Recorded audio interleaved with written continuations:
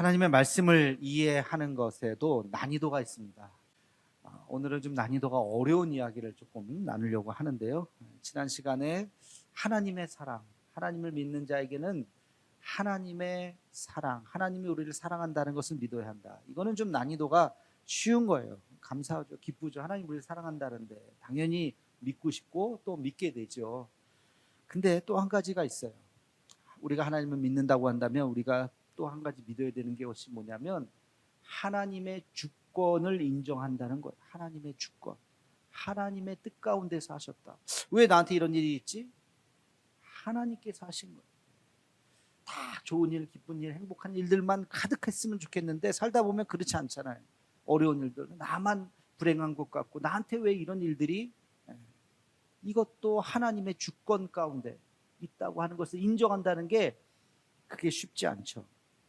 살다 보면 잘난 사람들 만나게 돼요. 똑똑하고 잘생기고 뭐 배경도 좋고 공부도 잘하고 뭐 학벌도 좋고 하여튼 그런 사람들 가끔 이렇게 만나면 괜히 주눅 들어요. 저 사람은 왜 이렇게 잘났어? 저 사람은 왜 이렇게 잘나기도 했는데 부모도 잘 만나고, 우리 부모님은 도대체 옛날에 뭐 한 거야? 거울 보면서 하나님은 왜 나를 이렇게 빗다가 마르셨나? 여기 코를 빗으실 때 왜 딴짓 하셨나? 왜 그래? 그런 생각 이렇게 하면서 자기 자신의 부족하고 연약한 부분을 생각하면서 이게 참 이것도 하나님의 뜻인가?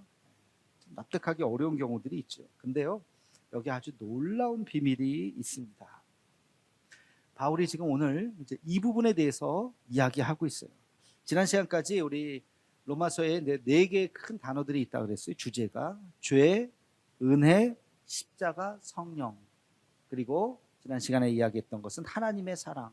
여기까지 해서 바울이 생각하는 기독교에 대한 교리를 이제 완성을 했어요. 그리고 나서 하나님의 말씀이 이러니 너희는 이제 이렇게 실천해야 된다. 그 말씀을 가지고 이렇게 살아라. 구체적인 실천에 대해서 이야기를 해야 되는 순간 딱 멈추고 8장까지가 교리인데 실천은 12장에 나와요. 그러면 9장, 10장, 11장 3장에 걸쳐서 다소 엉뚱한 주제를 이야기하고 있습니다. 그러나 바울에게는 굉장히 중요한 주제예요. 그게 뭐냐면 이스라엘의 구원의 문제, 이스라엘과 이방인의 관계에 대한 문제를 이야기하고 있습니다. 유대인들의 구원의 문제, 유대인들이 어떻게 이방인들로 이 복음이 전파됐는가, 이 부분에 대해서 이야기하고 있는데 사실 여기서 아주 중요한 주제가 나옵니다. 그것이 바로 하나님의 주권이라고 하는 주제예요. 하나님의 주권. 이 이야기를 하면서 우리가 하나님의 주권을 인정해야 된다라고 하는 이야기를 지금 하고 있어요. 유대인들은 역사적으로 세 가지의 집단 의식이 있어요. 집단 의식, 신념이에요. 신념. 이건 지금까지도 그렇습니다. 첫 번째는 뭐냐면 하나님께서 우리를 택하셨다. 선민 의식이라고 그러죠. 하나님께서 아브라함을 통해서, 우리 조상 아브라함을 통해서 우리 민족을 택하셨다. 근데 우리 민족을이 아니라 우리 민족만 택하셨다. 자기들만 택했다고 생각해요. 이 선민 의식이 아주 뼛속 깊숙이 지금까지도 있습니다. 또 하나는 그렇기 때문에 하나님은 우리 유대인들만 축복하신다는 거예요. 우리만 축복하신다. 우리 축복의 민족이라는 거예요. 그리고 세 번째는 이방인들은 하나님께서 심판하신다는 거예요. 우리에게는 심판이 없다는 거예요. 이 세 가지의 생각이 유대인들을 아주 뼛속 깊숙이 집단 의식 속에서 자리 잡고 있어요. 우리는 하나님이 선택한 민족이야.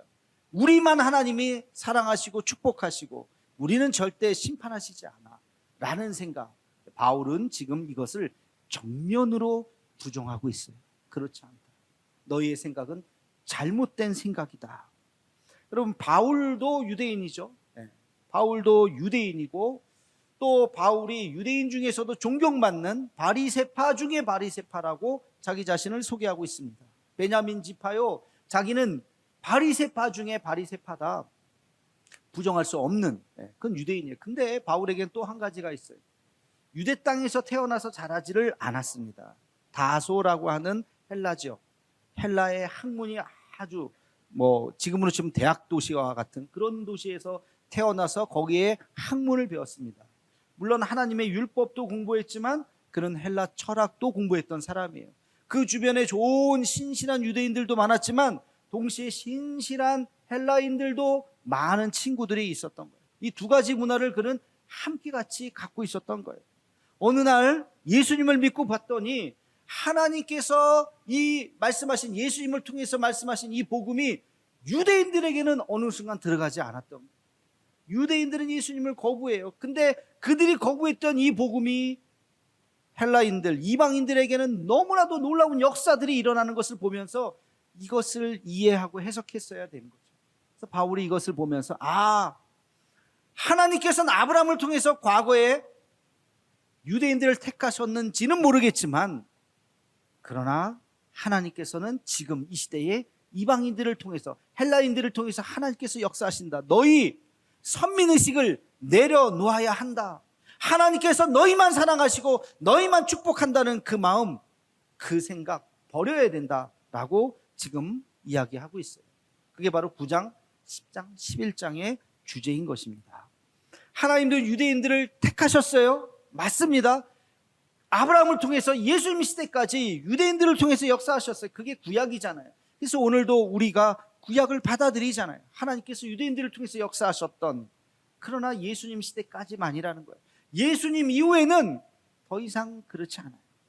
유대인이냐 이방인이나 그 육신이 문제가 아니라 누가 예수님을 받아들이냐, 누가 영적인 아브라함의 자손이냐, 지금 그것을 질문하고 있습니다. 하나님께서는 이방인들도 택하셨다.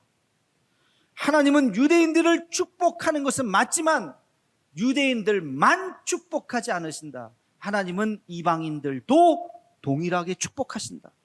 하나님들은 이방인들을 심판하시지만 하나님은 동시에 유대인들도 심판하신다. 너희는 그것을 잊지 말아야 한다.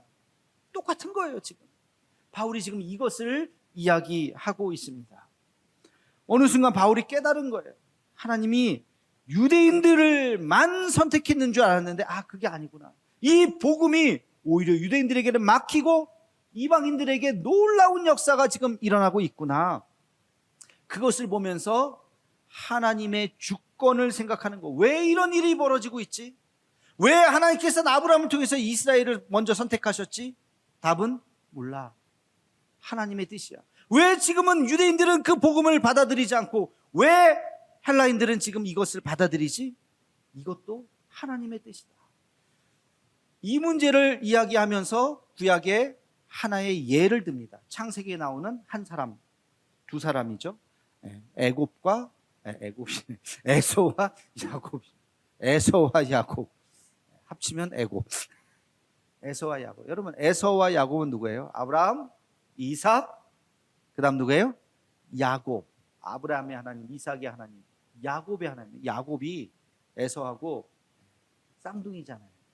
근데 장자가 아니에요. 장자는 누구예요? 형은 에서고 동생이 야곱이에요. 근데 아브라함의 하나님, 이삭의 하나님, 야곱의 하나님. 왜 그랬을까? 왜 그랬을까? 야곱이 더 잘나서, 더 도덕적이고 더 훌륭하고 믿음이 좋아서? 지금 이 이야기를 하나님께서 왜 에서가 아니라 하나님께서는 왜 야곱을 통해서 역사하셨는가? 자, 바울이 이야기합니다. 로마서 9장 10절에서 13절까지 말씀을 현대인의 성경으로 우리 자막을 보시고 우리 같이 한번 읽어보도록 하겠습니다. 시작. 이뿐 아니라 우리 조상 이삭과 결혼하여 쌍둥이를 임신한 리브가의 경우도 마찬가지입니다. 아기가 아직 나기 전 선한 일이나 악한 일을 하기도 전에 하나님께서는 리브가에게 형이 동생을 섬길 것이다 라고 말씀하셨습니다. 그것은 선택의 표준이 행위에 있지 않고 그분의 뜻에 있음을 나타내시려는 것이며, 또 그것은 성경에 내가 야곱은 사랑하였고 에서는 미워하였다 하신 말씀과도 같습니다. 아멘. 그들이 태어나기 전에 이미 결정하신 거예요. 야곱이 더 도덕적이지도 않지만 도덕적이라서가 아니에요. 에서가 더 나쁜 짓을 더 많이 해서도 아니에요. 나쁜 짓을 에서가, 야곱이 더 많이 했죠. 팥죽 사건도 그렇고. 그럼에도 불구하고 이미 어머니의 태중에 있을 때 이미 형이 동생을 섬길 것이다 이미 결정을 하셨다는 거예요. 왜? 하나님의 뜻이라는 거예요. 하나님의 뜻. 야곱은 사랑하였고 에서는 미워하였다. 이거에 대한 번역이 약간 너무 이렇게 탁 극명하게 하는데, 미워하였다고 하는 그것은 아니에요. 사실은 번역은 하나님께서 야곱을 택하셨다는 거예요. 태중에 있을 때부터. 이건 도덕적인 문제도 아니고 이미 그렇게 결정을 하셨다는 거예요. 왜? 그게 바로 하나님의 주권이라는 거예요. 하나님의 주권. 바울은 지금 이 이야기를 하면서 계속해서 이렇게 이야기합니다. 14절과 15절 말씀입니다. 다시 한번 같이 읽겠습니다. 시작. 그러면 하나님께서 공평치 않으시다는 말입니까? 결코 그렇지 않습니다. 하나님은 모세에게 나는 은혜 베풀 자에게 은혜를 베풀고 불쌍히 여길 자를 불쌍히 여길 것이다 라고 말씀하셨습니다. 하나님이 불공평하시냐? 이걸 보면서 그렇지 않다. 하나님의 주권을 인정하면 왠지 불공평한 하나님 마음대로, 엿장수 마음대로 하는 것 같은 그런 생각을 하게 돼요. 우리가 받아들이기가 어려워요. 나의 이 불행을 설명할 길이 없는 거예요. 그러나 그렇지 않아요. 바울은 이제 이 이야기를 하면서 이 비유를 이야기해. 바로 토기장이의 비유죠. 토기장이의 비유. 우리 함께 같이 21절 말씀을 오늘 본문 말씀으로 같이 읽겠습니다. 시작. 토기장이가 진흙 한 덩이로 하나는 귀 있을 그릇을 하나는 천 있을 그릇을 만들 권한이 없느냐. 토기장이가 토기 그릇을 빚을 때 하나는 좋은 그릇, 뭐라 할까요? 손님 대접하는 아주 좋은 그릇을 만들고, 또 한 덩이의 흙으로는 개밥 그릇을 만들었다고 칩시다. 그러면 진흙이 나는 왜 개밥 그릇이에요? 그렇게 만들 수 없냐? 이거 필요하니까 만든 거죠. 그것도 필요하잖아요. 그것은 하나님의 주권이라고 하는 거예요. 하나님의 주권. 하나님의 주권을 이야기하면서 하나님께서 이 시대에 유대인이 아니라 헬라인들을 통해서 역사하신다. 그러면서 지금 두 사람에게 바울은 이야기하고 있어요. 유대인들이여, 너희는 과거의 영광에 빠지지 말아라. 교만하지 말아라. 하나님이 선택했다고. 지금은 아니다. 현실을 냉정히 봐야 된다. 이제는 아니다. 이방인들이여, 너희는 지옥의 불쏘시개가 아니다. 하나님께서 너희를 귀하게 여기시고 지금 이 시대에 너희를 통해서 역사하신다 하는 것을 지금 바울은 이야기하고 있어요. 하나님께서는 동일하게 사랑하시고 동일하게 선택하셨다는 것을 이야기하십니다. 이것이 바로 하나님의 주권이라고 하는 거예요. 왜 그러느냐? 그것을 설명할 길은 없어요. 그러나 여기서 아주 중요한 것을 우리는 발견할 수가 있어요. 하나님의 주권을 이야기할 때 꼭 기억해야 되는 두 가지의 비밀. 제가 비밀이라고 이름을 붙였는데 여러분이 꼭 기억하라는 거예요. 첫 번째는요, 하나님의 주권에 차별이 없다는 겁니다. 차별이 없어요. 단 뭐가 있을까요? 순서가 있어요. 순서. 하나님은 처음에 첫째는 유대인에게요, 둘째는 헬라인에게로다. 순서만 있었을 뿐이에요. 여러분, 하나님이 주시는 은혜에도요 순서가 있어요. 결국엔 가면 같아요. 똑같은 순서가 아닐 뿐이에요. 키가 자라는 것도 마찬가지 아니겠어요? 10살 때 똑같아지고 키가 똑같습니까? 아니잖아요. 어떤 사람은 먼저 자라고 어떤 사람은 좀 나중에 자라고 결국에는 비슷해요. 송나라 때 저공이라는 사람이 원숭이를 길렀답니다. 도토리를 줘야 되는데 도토리가 모자라가지고 원숭이를 불러다가 이렇게 이야기를 했대요. 너희를 줄 도토리가 부족하니 아침에는 3개를 주고 저녁에는 4개를 주겠다. 원숭이들이 막 데모를 했대요. 더 달라. 그래갖고 그래 알겠다. 그러면 아침에는 4개를 주고 저녁에는 3개를 주겠다. 그랬더니 좋습니다. 그랬다는 거. 결국엔 똑같은데 아침에 하나 더 먹으려고. 참 어리석은 원숭이의 모습. 이걸 뭐라 그래요? 한자로 조삼모사라 그러잖아요. 조삼모사. 여러분, 하나님의 사랑에는 차별이 없어요. 순서가 있을 뿐이에요. 어떤 사람은요 먼저 4개를 받고 나중에 3개를 받을 거예요. 어떤 사람은요 먼저 3개를 받고 2개를 받을지도 모르겠죠. 그러나 나중에는 결국엔 똑같은 거예요. 하나님 말씀에 먼저 된 자가 나중되고 나중된 자는 먼저 될 것이다. 이 역설을 우리는 잘 기억해야 됩니다. 하나님의 은혜는 그러나 동일해요. 차별이 없어요. 우리는 태어날 때 우리와 관계없이 결정된 것들이 몇 가지가 있죠. 그 중에 하나가 남자와 여자예요. 태어날 때 태어나 보니까 내가 남자예요. 태어나 보니까 어떤 분들은 여자예요. 여성분들 기분 나쁘세요? 왜 내가 여자로 태어나가지고. 남자도 그래요. 왜 내가 남자로 태어나가지고. 언제 그런지 아세요? 아이들이 군대 갈 때. 내가 왜 남자로 태어나 군대를 가야 돼요. 여러분, 남자나 여자나 다 장점도 있고 단점도 있고 다 그런 거예요. 이게 차별일까요? 아니, 그냥 차이예요, 차이. 태어나니까 우리는 아시아인이에요. 그죠? 그런가 보다 했더니 보니까 백인도 있고 흑인도 있네. 이걸 어떻게 설명하겠어요? 백인은 좋고 흑인은 나쁘고 그런 거 아니에요. 우리가 하나님을 사랑한다면, 하나님을 신뢰한다면 하나님께서 나에게 주신 것은 다 뜻이 계신 거예요. 의미가 있는 거예요. 하나님께서 필요하기 때문에 나에게 그것을 주신 거예요. 여러분, 바울도 그래요. 바울도 아쉬움이 있었어요. 간절히 하나님 앞에 기도했던 것이 있었어요. 하나님, 이거 왜 나한테 이런 일을 주셔서, 복음에도 하나님한테도 이거 도움이 안 되지 않습니까? 바울이 뭐라고 얘기했어요? 그게 내 육체에 가시가 있다고 그랬잖아요. 육체의 가시. 구체적으로 성경에는 안 나와요. 그러나 많은 학자들이 연구해 보면 바울의 육체에 가시는 간질병이라고.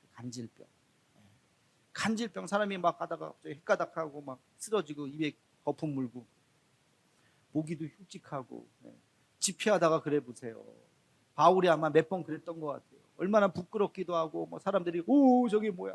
저 하나님의 사람 맞나?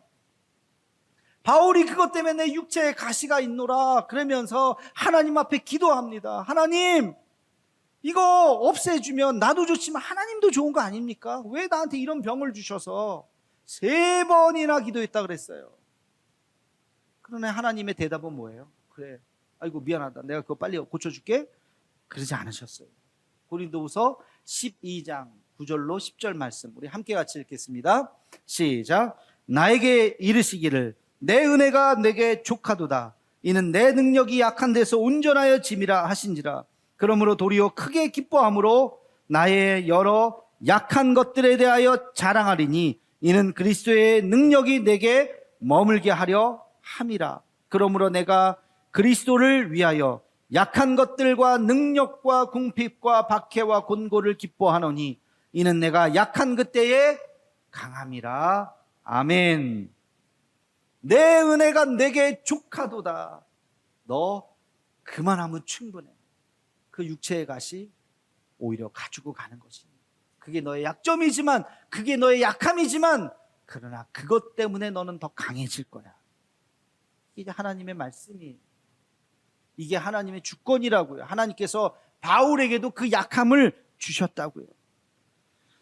그 약함이 나를 더 강하게 만들고 그 결핍이 나를 성공으로 만들 것입니다. 하나님께서 나에게 안 주신 것이 있어요. 저 사람은 왜 이렇게 많이 주고 나는 왜 이렇게 안 주셨을까? 그것만 그래요. 다른 걸 비교해 보라고요. 저 사람에게 없는 것이 나에게 있어요. 나에게 있어요. 한 가지 갖고만 왜 비교하려고 그래요? 그러면 안 되죠. 또 하나님은 시차를 주신다니까요. 시차. 지금은 없지만 내 나중은 심히 풍성하리라, 창대하리라. 하나님은 말씀하시고 계시는 거예요. 이 인내의 시간들이 우리에게 필요한 것입니다. 여러분, 이것이 하나님의 주권이에요. 이 하나님의 주권의 신비를 잘 기억하는 우리가 되기를 주의 이름으로 축원합니다. 두 번째, 하나님의 주권의 신비는 하나님의 주권이 하나님을 하나님으로 인정하는 방법이라는 거예요. 하나님께서 주권을 행하심으로 하나님을 하나님으로 우리가 바라본다는 것입니다. 이게 무슨 말이냐면, 여러분 창세기에 보면 하나님께서 에덴 동산을 만드셨어요. 그리고 아담과 하와에게 네 마음대로 여기서 다 먹고 놀고 해라 다 그랬죠. 근데 조건이 딱 한 가지 있었어요. 그게 뭐예요? 선악과를 만드셨어요. 선악과, 저 선악과의 열매만 먹지 마라. 나머지는 다 먹어도 돼. 수십 개, 수백 개, 수만 개의 나무의 열매들 다 먹어도 아무 상관없는데 저 나무의 열매 하나만 먹지 말아라. 왜 그러셨을까? 그것도 그냥 없앴으면 됐을 텐데 굳이 하나님은 선악과를 하나 딱 심어놨단 말이에요. 왜 그랬을까? 그런 질문을 하게 되죠.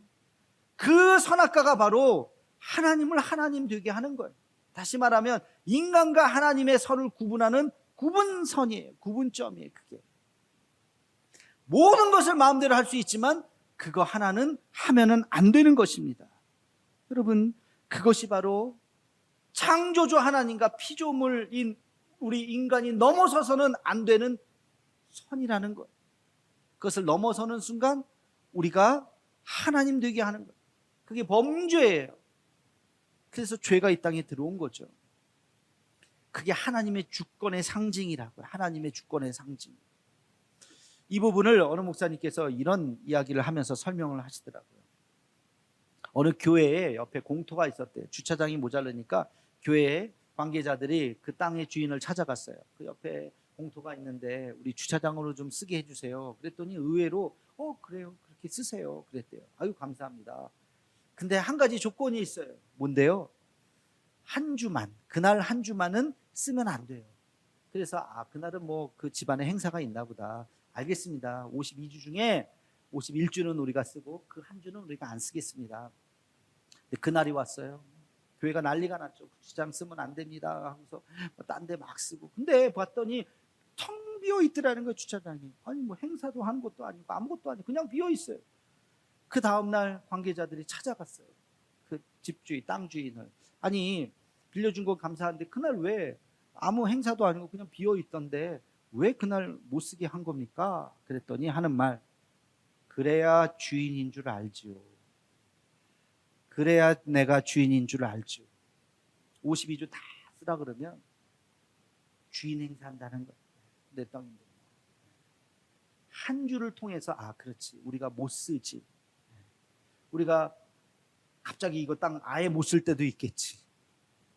그래야 주인인 줄 안다는 거예요. 깨닫게 된다는 거예요. 여러분, 우리에게 왜 어려움이 때때로 있을까요? 그래야 하나님을 의지하기 때문에 그렇습니다. 그래야 우리가 하나님 앞에 간절히 기도하기 때문에 그렇습니다.